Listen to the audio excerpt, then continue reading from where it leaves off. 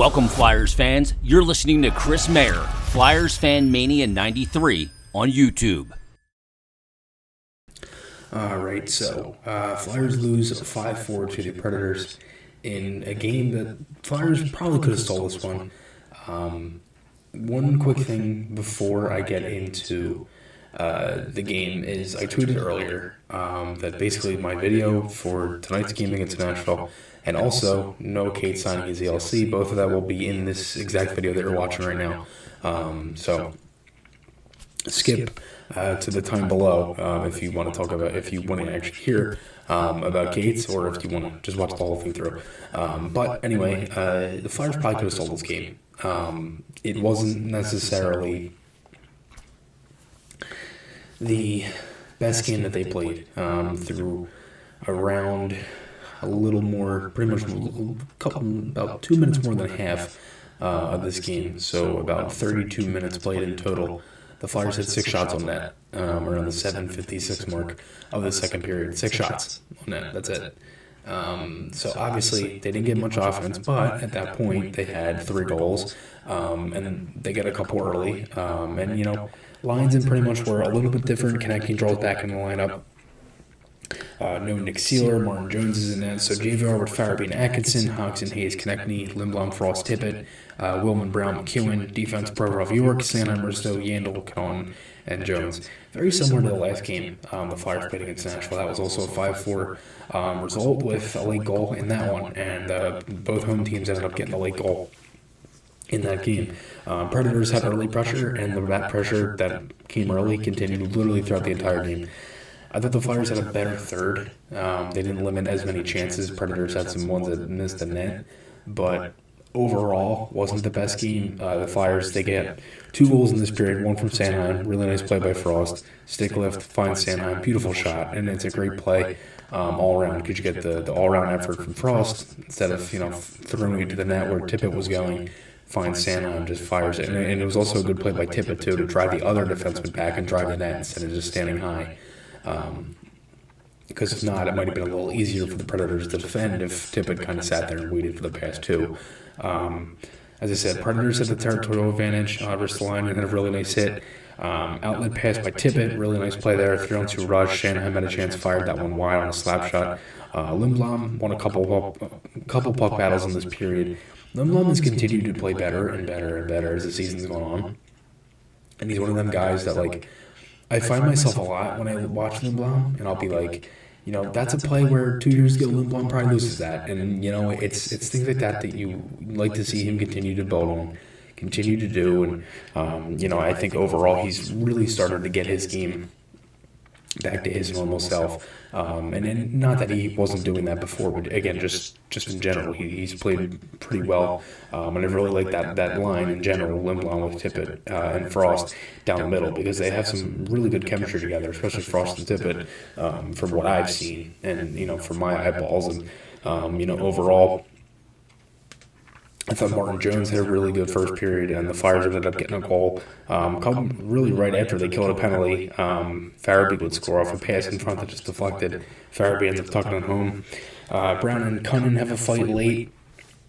Really nice hit by Ristolainen late, and the Flyers basically were in turnover trouble pretty much the entire period. It took them 3, 4, 5 times to get the puck out of the zone for the majority of this game, and they ended up getting out of the first 2-0, and of course, because in Flyers fashion, it would be 2-1, 41 seconds in. Trennan tips a puck, just goes right by Jones. I didn't really love how Yossi just kind of walked the line.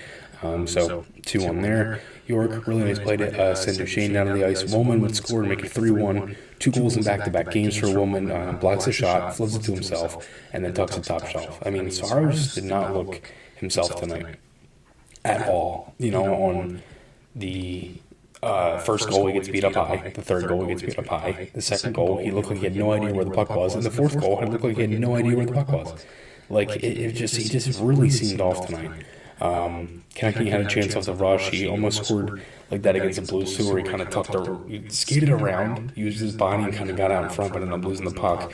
Had a chance like that against the Blues too when he was buzzing in that first period.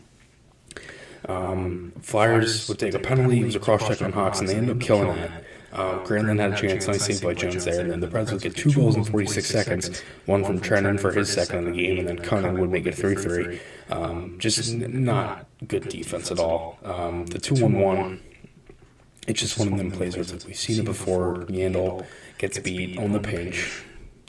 Preds go down and score. Really sweet pass by Granlund, too. I mean, that was just a gorgeous 2-on-1. And it was just, Hayes was so slow getting back on the 3-3 goal, and nobody else picked up Cunningham in the slot. I didn't really love the rebound control there from Jones either. So now you got yourself a 3-3 game. Game settles down a little bit, Preds would score. 4-3, shot from Carrier, tipped in front by Forsberg. It's just so unfortunate because I feel like, Jones probably played a good enough game to get a win in this one, and he kept the Flyers in it for a majority of this game, and then the Flyers get the goal right back. JVR would score. TK found him, he just fired one, ends up finding net, so it's 4-4 going into the third.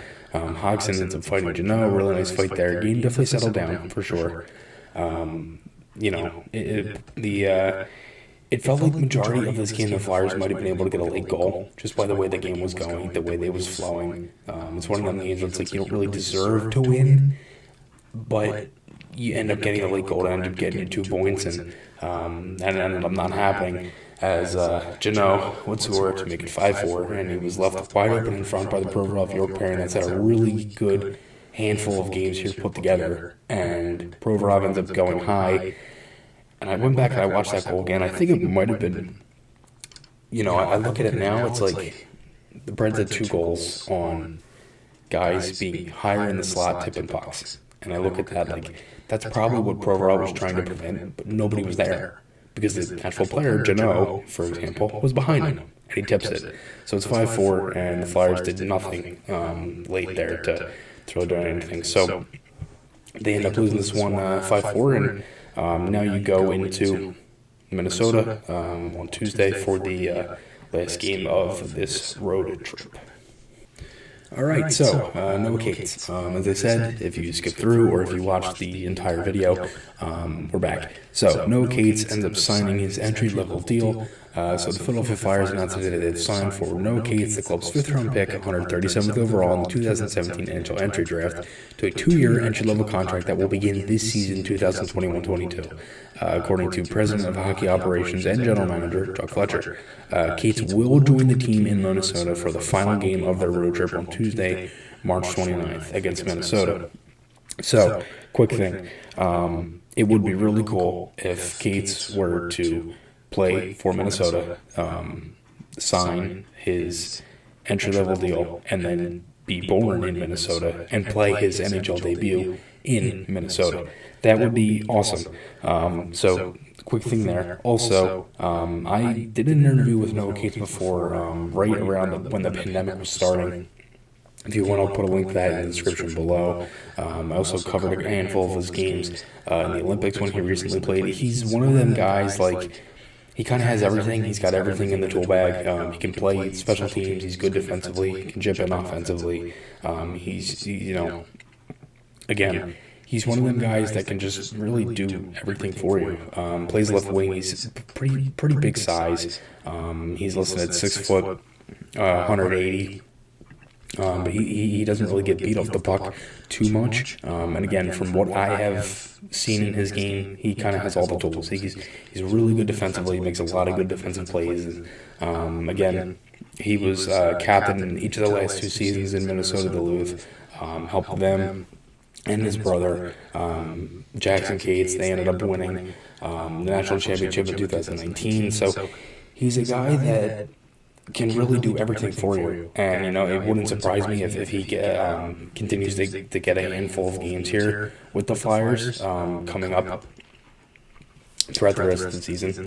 If he's joining the team on Tuesday, I would expect him to play in that game. But if I'm being honest with you, I think it's awesome because he's one of them guys that has deserved it. He's one of them guys that the Flyers kind of kept him a little bit. It's one of them guys where like the Flyers kind of kept him under the telescope a little bit, like they were kind of looking at him.